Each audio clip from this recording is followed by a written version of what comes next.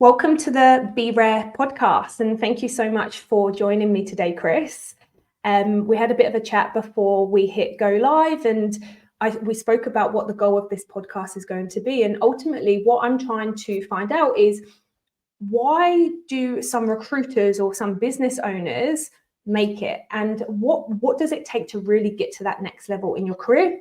Why is it that some recruiters can barely get a placement over the line and they don't last in the role, but other recruiters absolutely crush it? They build millions of dollars of revenue, and they even go out to start their own agency as well. So with Chris joining the show, I would absolutely love to speak to you about your journey. I've worked with you closely over the last 6 months or so anyway, so I know that you've been absolutely crushing it. So let's kick off with telling us a little bit about your journey and how you got to where you are today. Yeah, thanks, Jess. Thanks for having me on the podcast. First guest as well is always pretty cool. I think my story starts obviously right before recruitment as well, because when I went traveling around the world. I was in 2016. Me and my missus went away to South America. We went to Brazil, and we went to watch the Olympics, and we traveled around South America for 6 months. And we just traveled around. We went to the USA. We lived in Canada for 2 years as well. And when we got back from our holidays, it was like mid 2019, pretty much. And I picked up this door knocking job. That was like a sales door knocking job, and I didn't have anything else. I was living with her parents at the time. So I just thought there was no real like financial restrictions. I could just go out there. It was a full commission based role, and I'd have to just sell charities and sell different broadbands and things like that to just random people. So I'd go to different businesses around Perth, walking around, knocking on doors, trying to sell to other receptionists, CEOs, literally any person that could, potentially be a buyer. I would talk to them. And that was a great starting my, recruitment career, because it just taught you resilience, and it taught you, you speak to about 50 people a day, and about 45 of them will say no. And then it's literally the last 5 people you speak to, they will probably buy. And then you're making money off that. So you literally have to always consistently be knocking on doors. And this was just before 2020, which is when COVID started. And I was there for 6 months, and I was ready to quit. I was like, I'm done with this door knocking job. I've got to probably find something a bit more serious now. And COVID happened, which was a bit of a blessing in disguise for work. And we had to stop. Can't see any people anymore. You can't knock on doors when COVID's all around the world. And then I had a friend of mine, because I was playing soccer, and I saw a friend of mine. He was a recruiter. I went up to him and said, "Do you mind if you get me a job?"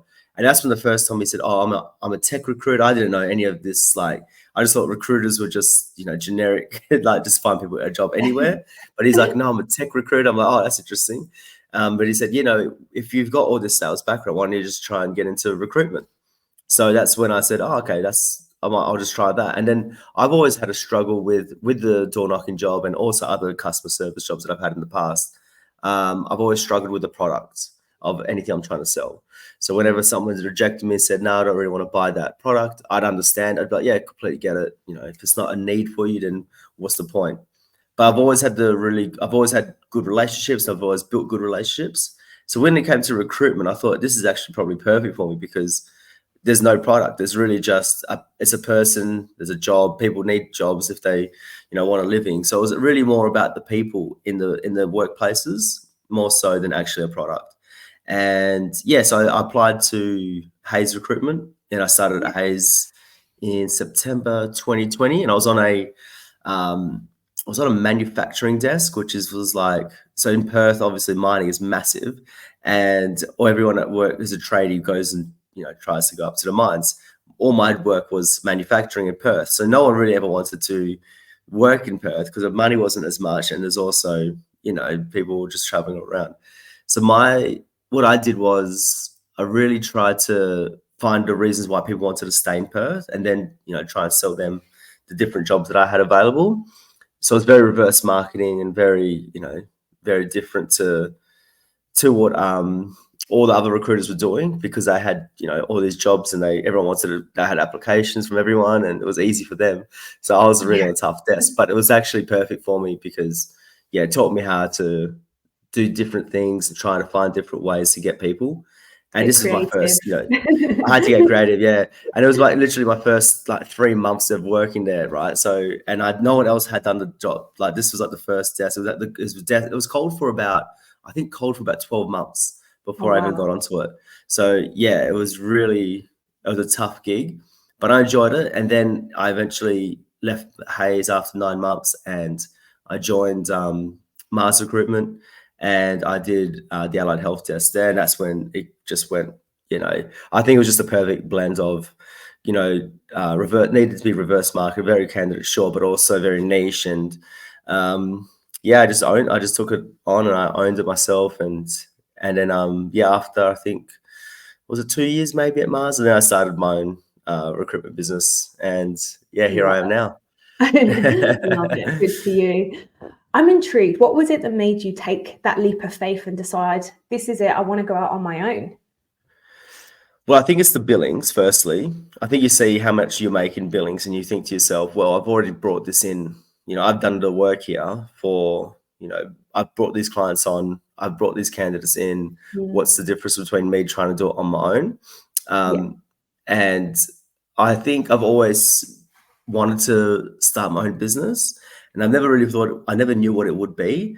And then obviously with my work as well, because there was other healthcare healthcare recruiters in my team who were more like advanced, and they were going to probably, if there was ever going to be like another, I guess, like not a principal consultant, but if there was anyone start their own team, it would be the nursing desk. It wouldn't be the allied health desk. And I kind of saw that there's not really much progression with, salary. And I was on a really low salary because I was obviously just a rookie recruiter. I was only like 9 months in when I first started, which is fair enough as well.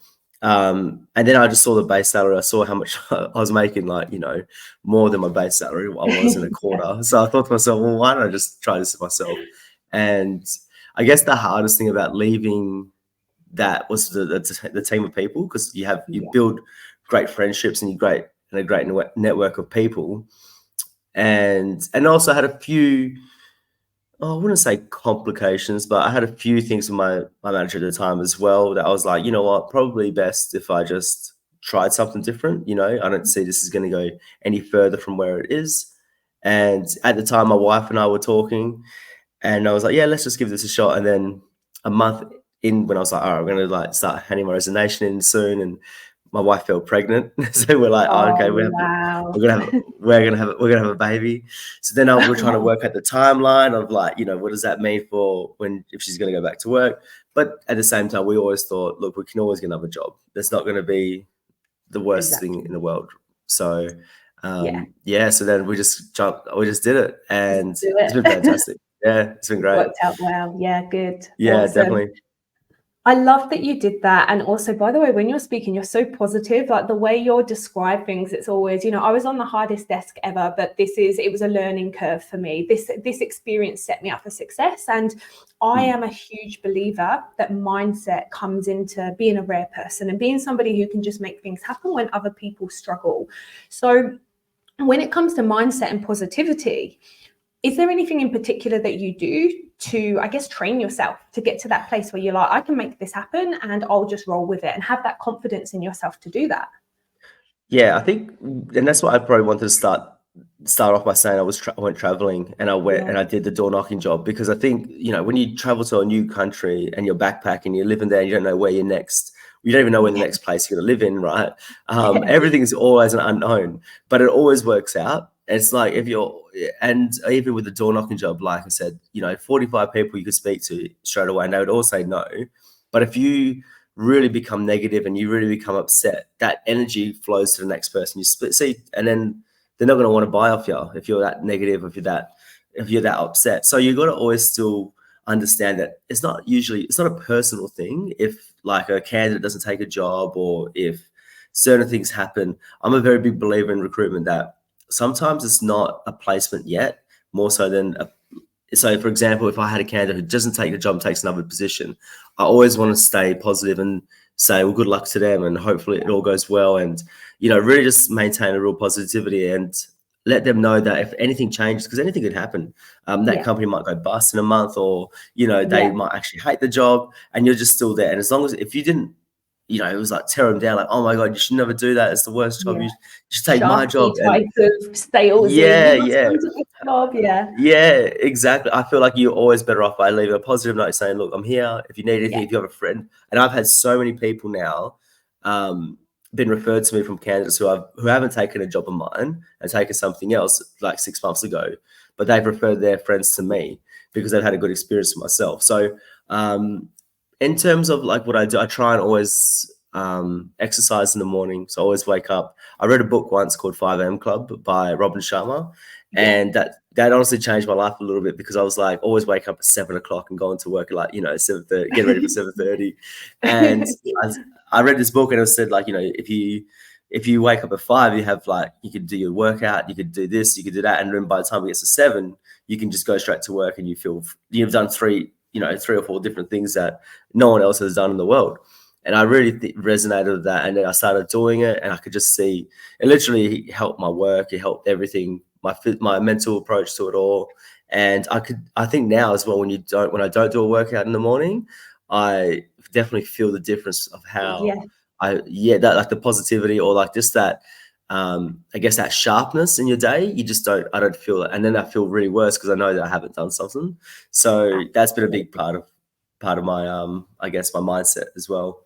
Yeah, absolutely. Everything you've just said, I agree with 10 out of 10, because I'm exactly the same. If I don't do my exercise in the morning, I'm groggy. And even though it's only a slight amount, that 10% difference is a 10% between me getting someone over the line or not, you know? So I think exercise is ultra important to being able to be efficient and get things done. And I know, first of all, when you start out, it feels like, oh, I'm expending so much energy and I'm tired waking up at this time. But once you can break through that and you can make it a habit, I think that's when it starts to really affect your life in a positive way. But obviously habits take a little bit of time to build. And as you know, I'm reading Atomic Habits at the moment for the second time, which I absolutely love that book. But it does explain the psychology behind how habits are built. And obviously, if you're not used to doing something, it is hard. But that now I'm at a point where my morning walk isn't, I don't even think about it. I just get up, get dressed, put my shoes on, I'm out the door, then I'm awake, then I'm focused, I log on, sort my emails, and I've got that routine. And I think that routine really starts to keep you in check as well, because you know by 8 o'clock everything important's been done, right? And then you've got the day ahead of you to worry about everyone else's problems and 100%. Clients and candidates and things that you have to deal with. But you've done you, and you know that you're feeling productive because you have been productive all morning. So yeah, I'm a huge 100%. believer. Yeah, and I feel like, you know, it's so funny. You start doing, like, I guess, exercise for like the physical side of things, and as I'm 30 now, still 31. So as I get older, I'm like, it's actually more. Don't worry. it's for the mental side of things now, isn't it? Like it's more for like it actually benefits you so many more ways than just the physical aspect. Yes, great to do an exercise and do a workout, but also mentally you feel so much refreshed and you feel so much better. And I remember, like, I went to the gym once. I was going to F45 last year for a little bit, and there's a guy that I was hanging out with a fair bit there, and he said to me the same thing. He said, like, I only come here now for the mental side of things. I need to be like ready for work, because he works from home 5 days a week. So he was saying that, you know, it's all mental for him now. And it's so true. I can see that the mental side of things from a workout is actually, and it sets you up, and the routine, and like you said, it just kind of, with Atomic Habits, the habit stacking, where you do one work, if you stack your workout and I read a book straight after, so I read a book, and then like all these things kind of come into one, and you've done like 4 or 5 different things just from that one workout that you did.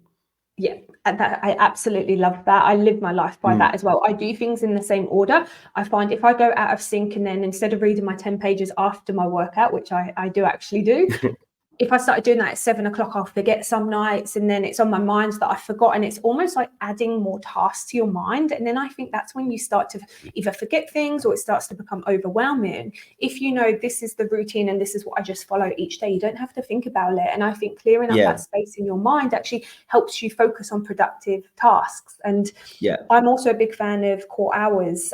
So in the morning, I'll do 2 hours of activity, which is revenue generating, and then the same as the afternoon. Now, any time around that, I can get distracted by any task, and that's absolutely fine. But in these hours, I do my specific task that I know I need to do. And again, it keeps me on track. When I didn't used to do that, I used to think I was productive, but half the time things would be on my to-do list for like a month, So it's that's such a haze. But you get taught those core hours in haze, don't you? And you kind of you bring those like day planners with you when you finish up, because you're like, that actually does work. You know what I mean? Like it's important. Well, we were both Hayes trained as well, weren't we? So we've kind of got that embedded in us. And honestly, at the time, I used to be like, core hours, that's so stupid. Like, what if my clients are available at this time? But now I'm like, right, okay, I live and breathe that. So thank you, Hayes, for giving me that tip. I know.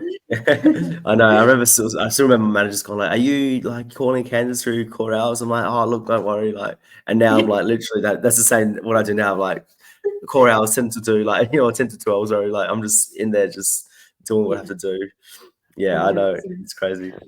Well, as someone who's always wanted to go out and start your own business, are you somebody that likes to manage your own time as well instead of being told what to do? Because for me personally, if someone tells me like you have to do it in this order, but I don't feel like it's efficient, I struggle with that. And I think now that's why I actually couldn't be employed, because I think I'm unemployable by this point, because I like to do it my way. And if somebody trained me a certain way, I would be like, I can't do it that way. This is the order I do it in, and I get so used to that. And I like making my own rules as such. Would you say that's kind 100%. Of what you're like? Yeah. Yeah. Look, and I think that's Rebel. My company's called Rebel Recruitment, right? And my last name Antartis means rebel in Greek, but it also does. I am a little bit of a rebel in terms of the way I do my work. I do things a bit differently to everyone else. My wife says to me that I have like what is the word? It's a word like I don't listen to like authority essentially. So anyway, when it's like she ever says to like tell me to do something, I won't do it probably. And same with like my bosses in the past. I think that I've always struggled to listen to, especially when something's working. I think that's one of my, because reverse marketing with getting candidates besides getting jobs, but it's a bit of it's not really what you're taught to do as a recruiter. So it's a bit more, get the jobs in, and then you just have to post an advert, and then hopefully the candidates will come through. And obviously in the candidate short market, that you just literally, it's a recipe for disaster, because you're not going to get the candidates. The candidates that do apply are probably applying to about 20 other jobs, and you're on the back foot all times. So reverse marketing for me was what I learned at Hayes was like, I need to get the candidates to me. So I was there, calling candidates or doing different things to find out. And I think what some managers didn't understand in my time was that they just wanted me to post adverts up and just, wait for the candidates to come through. And I was actually doing it the other way around. And I don't think they really understood. They understood it, but they didn't want me to do that, because that's not the kind of recruitment they've been taught. And that was a challenge. That was like, well, this is working. I'm billing. And I should be applauded for it, to be fair.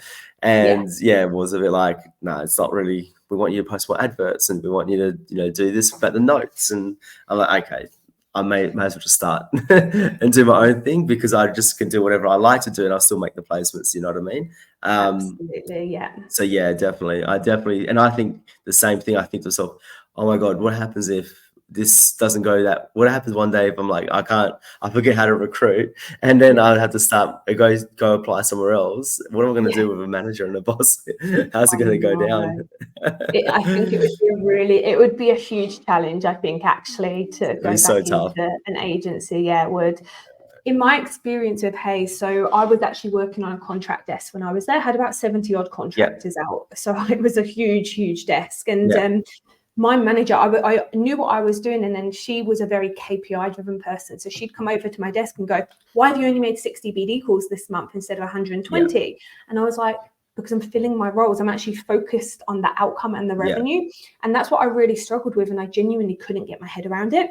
But now being in rec to rec and understanding like the differences and the different sizes of agencies, whether they're large agencies with global strategies, for example, like Hayes is, you need to, and I'm not just talking specifically about Hayes here, just in general, large companies, you need a way to keep everyone in check. And it would be unfair to say to Chris, it's okay that you do 50 BD calls, but Jess, you have to do 150, because people start getting disgruntled at that point. And I realize that now when I reflect back and after speaking to a lot of people through doing rec to rec, there's got to be a way to keep people in check, and that's how they do it. And look, they're one of the biggest companies in the world, so obviously that works for them, and that's awesome. 100%. But I think when you work in a smaller agency like we do, whether you're the director or whether you're just employed in a boutique agency, I do find you get a lot more free reign, and it is more outcome based, which is awesome. But in my opinion, I think the world's changing of the way we used to do it as well, like the 30 BD calls, the 30 candidate calls. It's changing now to more of like a quality and value-based service, for example, and personal branding is huge in this space as well. And I know in the last 6 months in particular, but you even had a personal brand before you and I started speaking. So probably, how long have you had yours now on LinkedIn? Is it a year or so? Yeah, it would be pretty much when I started Rebel. I think it would have been about April, May last year would have been when I started Rebel, and I definitely was dabbling into like trying to, because I read a book called Sell Like Crazy, which was it was an interesting book about marketing and how to like, it's a great book. And I was like trying to implement certain things from there, but very raw, didn't understand what I was actually trying to post. And that's when obviously I reached out to you to see about your course and the personal branding to make it a bit more, I guess, to make it quality more so, because I knew I could do it. I just wanted to actually post about the right things and actually target the right audiences. And it has probably been the biggest change in my recruitment since starting Rebel, because obviously with candidate calls and all that kind of stuff, the LinkedIn, or just the LinkedIn, for example, but that has just opened up so much more doors for me. And I haven't even, all I've done is just post once a day. You do know what I mean? And I've obviously thought about the posts over the weekend and like write the post up and then posting it. It's just opened so many doors because of it. And I think anyone that is looking to start, especially starting their own business, because I think when I see my ex-colleagues posting jobs and all that kind of stuff on their LinkedIn, the likes that they get are from the recruiters in that business. So it's always like, I see the ex-Hayes people do it, and I see who likes their posts, and it's just all Hayes people. And I see like and that's all the Mars people. And I find it interesting because it's like, that's what you get told at those agencies, that someone's posted, they share it through their teams, and then like everyone likes it. And then for myself, I got no team. I'm just there by myself. So all my likes are from people who I built personal connections with through LinkedIn. So, and then that opens up, because they're not from my business. So therefore, those likes are like from other people that they're connected with. They see my posts, and so that's, it's been fantastic. It's honestly one of the best things I've done. The personal branding, I think it's opened up so much for me. Yeah, and look, I'm so glad that it's worked for you as well. You emailed me the other day saying you haven't sourced candidates in 5 months in a candidate short market because of your personal brand now and referrals. And honestly, I think that's amazing, because even though I teach personal branding, something I usually say is build this strategy alongside what you do. It won't necessarily replace it. It can replace it, but it takes a period of time. But I feel like you've achieved that in 5-6 months. So well, actually a couple of months, even if you haven't sourced in that long, you were achieving that within 2-3 months, where candidates just came to you. So it really does work. And I think it's because you've positioned yourself as that person, that go-to person in that space. And you've done really, really well with that. And now, people are quoting you at the events as well. So I know, I know. It's really memorable. That was honestly crazy, because I obviously did a post that went like I think I had like 2,000 likes, and it went about, I think 100 people commented on it. Very controversial as well. Very like, about the salaries and it went really. And then I went to like an allied health expo, and I was speaking to someone, and I told her about, she started saying to me, because we were talking about the salaries and basically exactly the thing that I was talking about in my post. And she started saying the same thing that I had in my LinkedIn post. And I said, that's what I posted. She's like, oh, yeah, I saw it on LinkedIn. I said, yeah, it was my post. And then she goes, that's like one of my favorite posts. I'm like, that's incredible that I've never met you and you've seen my LinkedIn post. And it was honestly fascinating. And the scary part about me not sourcing candidates for the last 5 months is because I'm so big on sourcing candidates because obviously when I was candidate short, I reverse market. I do so much work on that space. And the fact in the last 6 months I haven't done it because I've been so busy with the candidates that just coming to me has scared me a fair bit because I'm like, oh, I need to be work. I feel like I'm not really working because it's such a different type of work now. So yeah, I've been just freaking out a little bit because I keep saying to my wife, like, I've got to make more phone calls and I've got to do more of this. But like, I'm like, look at my candidate pipeline and I'm like, oh my goodness, like I don't really need too much more at this stage. So yeah, it's a bit of an interesting space to be in, that's for sure. But that's the inner entrepreneur in you, because you always think you can do more. You might be crushing it and have had your best quarters or best year to date, but your mindset is always, can I do more? I know mine is anyway. Like, even though I feel my superpower plus my biggest weakness is my patience. It's my superpower because I get things done, and in a very short period of time, I'll make it happen. But it's also not the best thing in the world because I am a very impatient person. But look, it served me well. But the reason I say it's a superpower is because it enables me to be like, well, I can actually just get anything done, you know, and I don't have that feeling of I could do more, which I used to have all the time as well. But I think sometimes when you start your own business, there's no one else handling that call, right? There's no one else handling that email. That client needs to speak to someone wherever you are. If you're overseas, that call's getting taken. So it just it is what it is, right? And that's why it's hard to, like, I guess, not really say switch off, but it's very hard to like even right now. So I'm, like I said, I was to you before. I'm in the southwest. I'm in Dunsborough for the last 4 days or so. But I've had interviews organized. I've had client calls, candidate calls, just because I in a weird way I do love the fact that it's my brand. I'm out there doing it for myself.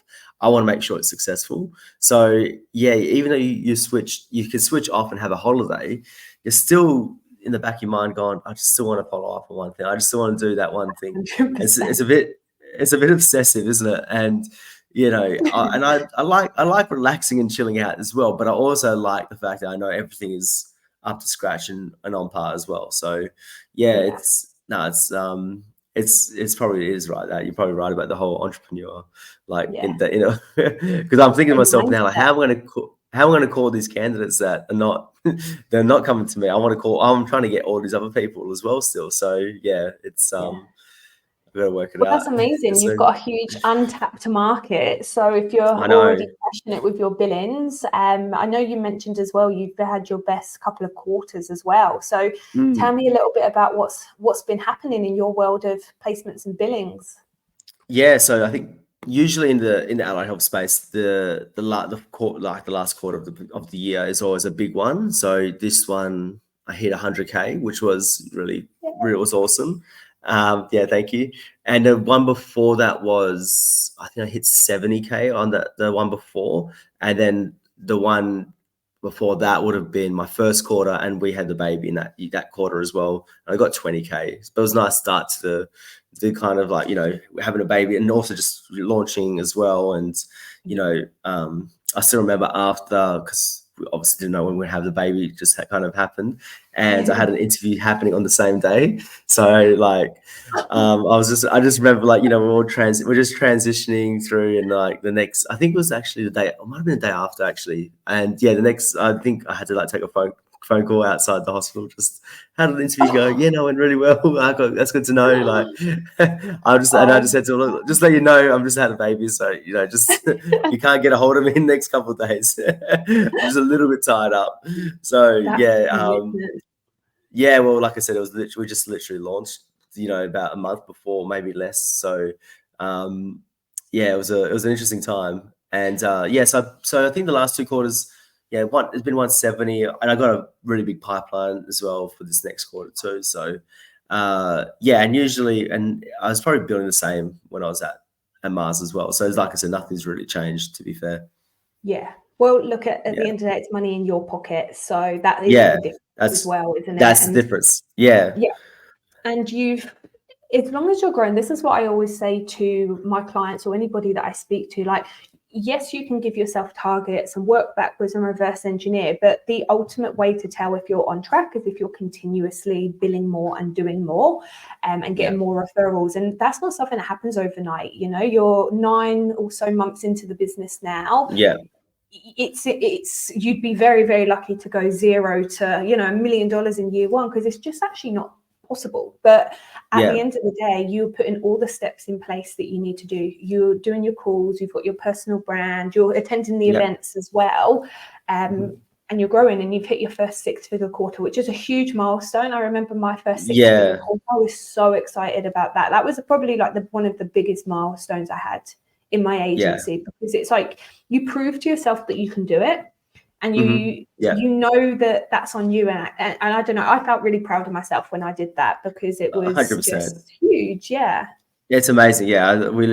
We had this bottle of Dom that we hadn't opened for like a few years, so we said once we get that 100K quarter, we're opening it up, and we did, and it was just like a really amazing feeling. It's like you said, you could do it for yourself, right? So once you know that, and I think I've worked with some really good recruiters in my time, and one thing, you know a few quotes that just kind of resonate with you and they always stick. I still remember one of the recruiters I work with said to me, you know, if you hit 100K, that's a good sign. That's a sign of a good recruiter. So I've always trying to make sure that every quarter, that's the goal, trying to hit 100K. And obviously it's a bit hard when you just started off on your own, because you're still trying to, you know, build those relationships with certain clients as well, and the candidates, and also the business, because obviously people still want to know a bit more about the company. And if it's a very brand new company, you know, they're a bit not hesitant, but they're a little bit like, okay, is it really legit kind of thing? So so it's hard when it's the first kind of few months to try to hit 100,000, but obviously getting it done was such an amazing achievement. And it's just like, now it goes, okay, now I can really launch from here, from this moment. And also knowing that I haven't really sourced any candidates, I know that there's so much more untapped, you know, potential out there as well. So now I'm just looking forward to the next year, especially because I feel like it's just going to get better and better. Absolutely, it will. And in terms of support and help, because recruitment consultants day to day, it's a busy role, it's a tough role, and you're keeping a lot of plates spinning at the same time. But being a business owner as well, and actually doing the operations, the marketing, the content, the finances, the invoice, you know, all of these facets of the business that I think people forget that take up so much time. How do you best manage your time to make sure that you do get everything done and you can bill?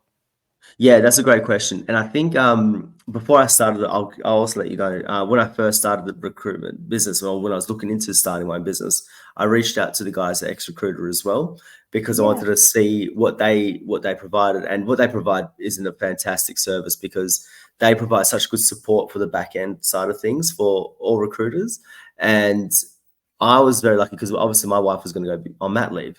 So she had potential just to have sit there and help me out with the finances, the admin support, sending out invoices, and also formatting the resumes as well. So that's basically her gig for the work that I do. And that really allows me to just concentrate on the recruitment side of things. The marketing and the business side of things is what I do too. But and the way I do break up my week is pretty much the marketing, like branding or anything like that. Any ideas I have for that, I do it on the Saturday morning. So I work Saturday mornings, go for a run, come back, have a shower, and then I'll just go to a coffee shop for about a few hours and just work on the branding side of things. But my Monday to Friday is all recruitment, and that's pretty much, and anything I want to implement from that Saturday working session for myself, then I'll implement it there. And then me and my wife have a business meeting on a Friday arvo, where we kind of just go for a drink and lunch, and then we just talk, just bring our laptops with us, and we just kind of work out what we want to do next, what's the next step for the actual business side of things, and what we need from each other. But I do think anyone who starts their own recruitment business is always, because you get so much support in big companies, and all those extra things that you don't do is important. And I think if my wife wasn't gonna be able to assist me in this side of things, then maybe it would have been a different story. But like I said, things just kind of happened. Maybe when she got pregnant, we were like, oh my god, this is gonna be very difficult. And then now it's actually it was the best thing, because then she has all this time as well to help me out for the work and help me out with the business. So yeah, I guess that's to answer the question. Yeah, definitely. You got to really like allocate the time for certain things, but having also like, if you have a partner that is able to help you out, or if you know someone like a virtual assistant as well, like just little things that can help you out in the background, because it does really save you time and allows you to concentrate on what you're good at, which is the recruitment side of things. Yeah, I'm a huge fan of that as well. You're very Yeah, fortunate that your wife's been able to help you out, but massively. my VA helps me with pretty much everything that you've mentioned, and she genuinely saves my life. Like I couldn't do the amount of calls and the volume of activities that I need to do if it wasn't for her being somebody that I can really rely on. And I think having that person that you can rely on to pick up the parts that don't generate revenue for you directly, it frees up so much of your time. And I think it's ultra important when you're starting a business. I always say, if you're considering starting a business, like get a VA as early as possible. And I know sometimes finance is a little bit difficult when you're starting out. You've got a million things to pay for, but the investment per month in that can multiply your time so you can generate revenue faster. Definitely. And it's been massive in what I do. And a lot of the clients that I work with as well, boutique agencies, that's my main client base. A lot of them will get VAs very early, and all of them say it's a lifesaver. You just couldn't get through the volumes otherwise. It's so funny because like when I did speak to, I think it was Declan at Recruiter, we're talking about all the stuff, and when he's telling me what they do and how they support, I was like, that's exactly what my wife's going to be doing. So I thought and then he's like, I said, oh, we're not going to, I'm going to do my own thing. And he's like, but why would you? I'm like, well, I've got the support, I've got that. What I know that what you guys are offering is fantastic, but like I can actually do it all on my own. And he's like, all right, well, good luck. So me and him still message now and have a little chat about it. But but you do need that support, and that's so important for anyone that's gonna, if you are listening and you are thinking about starting your own business. And I think even like that's where the personal branding also does help, because it just allows for example, with your course, was what I liked about it was just myself that was in. There's obviously other recruiters who are trying to do their own thing, and then we all connect, and then we all see each other's posts, and we were kind of like, and so you just build a bit of a network from there, and kind of when it's a bit of a lonely place being a like a business owner and a recruitment, especially when you've left your company, and then like you're just doing it all on your own, and you've got no one else that knows your market or all that kind of stuff. It's a bit of a lonely place. So the more like people you do meet through personal branding as well, it does help the support side of things too. Yeah, absolutely. And I'm huge on community as well. The app that I've just launched, the Raire app, there's actually an in-app community group for specifically that. I know a lot of people do feel alone on this journey, and they just don't, they've got a question about, let's say, a retainer, for example. They've never sold one before, but they're in that position, or to perhaps get onto a PSA. Who do you ask? Who do you turn around to? And I think it is nice to have that network of other people who understand what you're going through, because otherwise it's just you're winging it, right? You might as well replicate what someone else has done before and just go, right, okay, that worked for them, I'll do the same. That's like my strategy of everything. If I don't know how to do something, I'm like, who's done this? I'm going to ask them, and then I'm going to plug and play, because at the end of the day, that you can learn so much just from connecting with other people. Yeah, 100%. No, I love that. I love that that's in your app as well, which is really cool.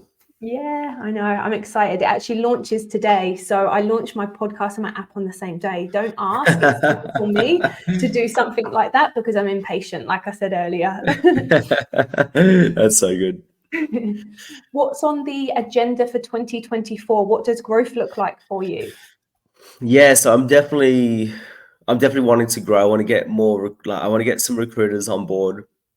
I want to get, just try to figure out how what the best way is, like on that, how that looks to be, if you know what I mean. I don't know if I want to get 360 recruiters, or if I just want to get, if I'm going to pay salary, or if I'm going to just be doing commission.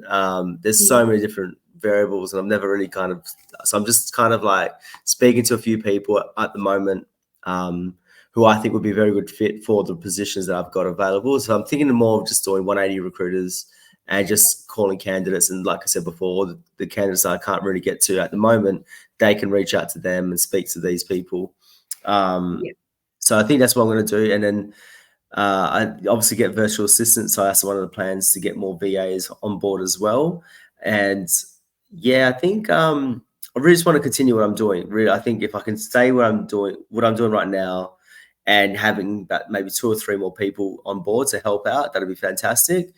I just think it will just make the business, it'll probably double revenue, I believe, probably maybe more, hopefully more, but I think double would be about, would be fine. And then, yeah, just kind of creates a bit of a team of, people. And I want to just make sure that the people I do bring on board is more for, because obviously I don't have an office or anything. So I want to make sure that it fits their lifestyle as well. So I really want to make it a business where people know that they can trust me and I can trust them. And it's a very easygoing relationships with the people that I work with too. So yeah, that's pretty much it, I think. Just wanted to just replicate this year, replicate 2023 a bit more, and then add a bit extra as well. That's it. Take all your learns and really accelerate. Yeah, exactly. No starting podcasts or apps though for me. I think that's your. I'll leave that for the professionals, Jess. Don't ask. You know me. I'm the type of person where I achieve something and I'm like, what's next? I'm like, I need something else to work on, otherwise I get bored. I always say I'm going to quiet down and take it easy, but it never happens. I think it's just. I have to ask about the app. With the app, how hard was that to kind of start up for you? Was it, because obviously that's a different area completely. So how was that for you? Totally different. Yeah. So I engaged a company who specializes in building apps. So all I pretty much had to do was let them know what I wanted, what the lessons are, what the modules are, and then I recorded the lessons. So what I did is I take the program that I run, I recorded every single lesson, and then I got those uploaded with the homepage, the sales page, and there's logins. And then in the back end, it takes payments and things like that as well.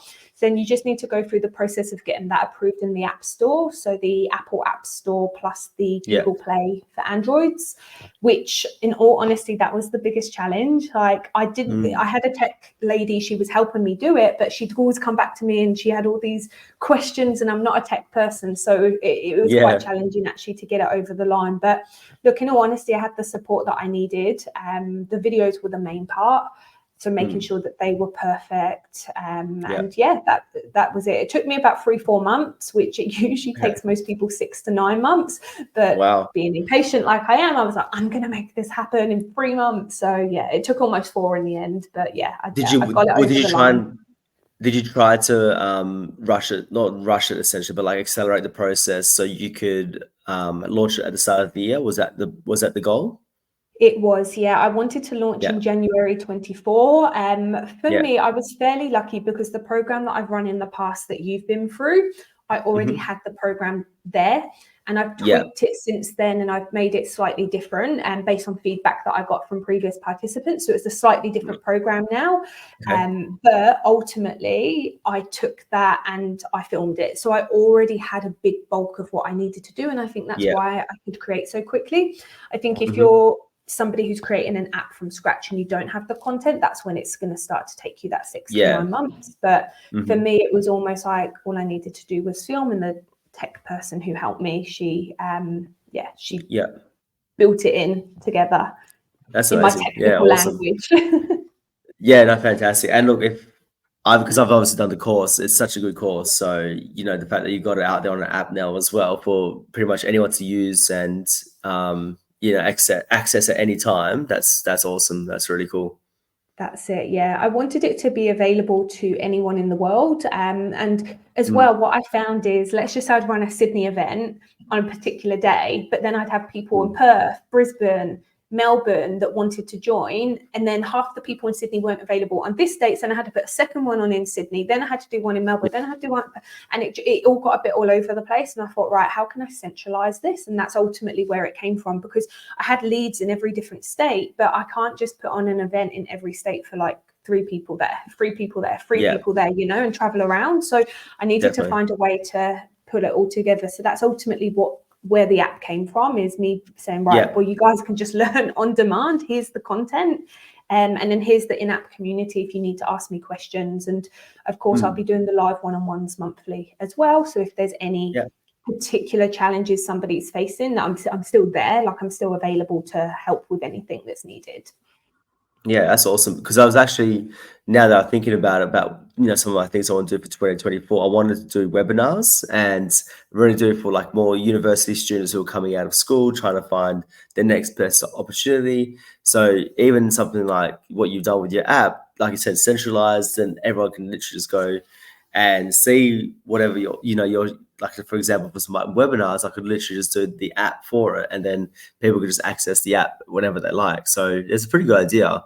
It's Yeah, very, because it's like you said, it just centralizes all the content really. So it's cool. exactly. I like it. Yeah. Yeah, no, it's a great idea. And just on that, webinars are awesome. So LinkedIn live Yeah. webinars, I've done quite a few in the past. And what I Mhm. like about them more than any other type of webinar where you have to bring traffic to your page yourself, on LinkedIn, you can actually invite all of your connections. So actually, it's like the Perfect. marketing's done for you. The traffic's already driven to that particular Mm. link. So you can actually get a really high success rate on LinkedIn live webinars. They're massive. Yeah. So yeah, if you are thinking about it, I would definitely say give it a go. It's worth it. Definitely. Yeah, definitely. Yeah, it looks going to be, I'm actually speaking to someone at the moment to like, kind of get the whole, because like I'm not tech either. My best friend's a tech, he's a real tech guy, and he has apps for literally everything. And I just Oh, said wow. like, I just have notes and sticky notes, and like, I'm so like old school in terms of like what I use for apps and things. So when I'm making this webinar stuff, it's like, it's a whole, like you said, a whole nother language. So I'm just like, I got the content because I've done lectures and stuff at different universities, but I've actually never had to do anything tech wise with it. So Yeah, yeah, it's just like a PowerPoint presentation. That's all I've got. So love it. Just share it. That's it. Easy. Just yeah, share it on the literally. screen and get people into it. And just keep, you can run the same one a couple of times as well. Spread them out a little bit, but you'll Yeah, still be able to get like different people into the live when they're available. So yeah, definitely recommend. yeah, Awesome. So let's round up with your top 3 tips. sure. What does it take to be rare and to become the person that you want to be and just absolutely crush business? Oh, top three Put you on the tips. spot. Okay. Yeah, I know. Top three tips. I would say that, so hard. Okay, so top three tips. I'd probably say, if number one would be give it everything you got, because I feel like in this day and age we all kind of think that we got time and we can do it. People I speak to who want to start their own recruitment business, but they go, oh look, I don't want to do it because I'm going to do another year at my company, and my advice would be just to give it a shot. I mean, I'm 3 years in as a recruiter, maybe 4, coming up to 4 now. So like I'm very rookie compared, like, for there's no right or wrong to start your business at any type of experience. So if you are thinking about it, if it's something that you've wanted to do, just give it a shot. The worst thing that could happen is you probably find another job in the future. So the first one will be have a crack. The second Great one, tip. yeah, thank you. Second one would be, actually, I'll change up a little bit. If you're not a recruitment, if you don't want to start your own business and you're on a desk at your own company that is actually successful, and you really enjoy the role, and you're actually billing and making a lot of good commission, then you don't actually have to be pressured to start your own business. I feel like a lot of, you know, my situation was completely different. I really needed to go and do it on my own. But I've spoken to so many really experienced recruiters who are getting paid fantastic money, base salary, and also fantastic commission as well.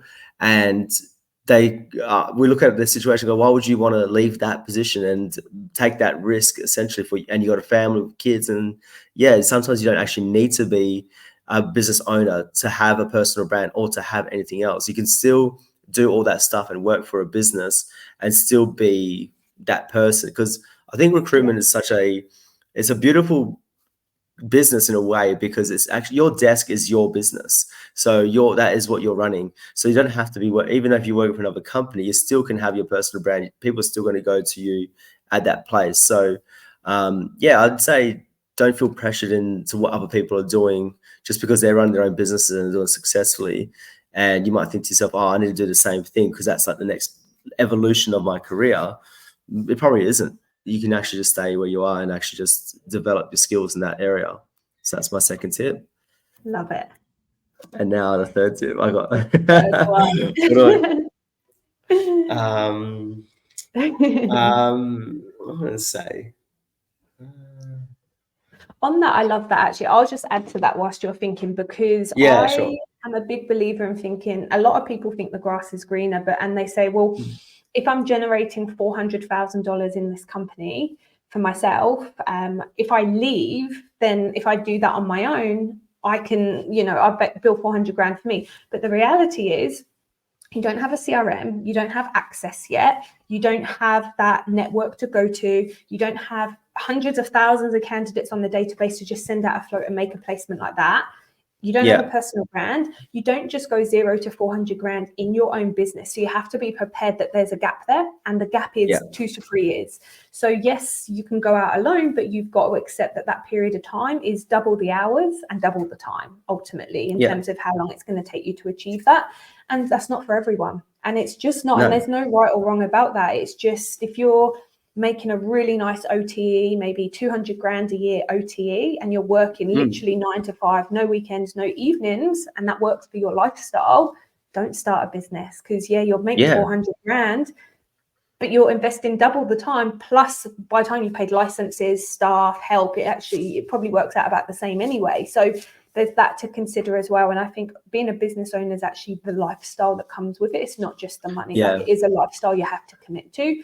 Otherwise, it's just not going to work.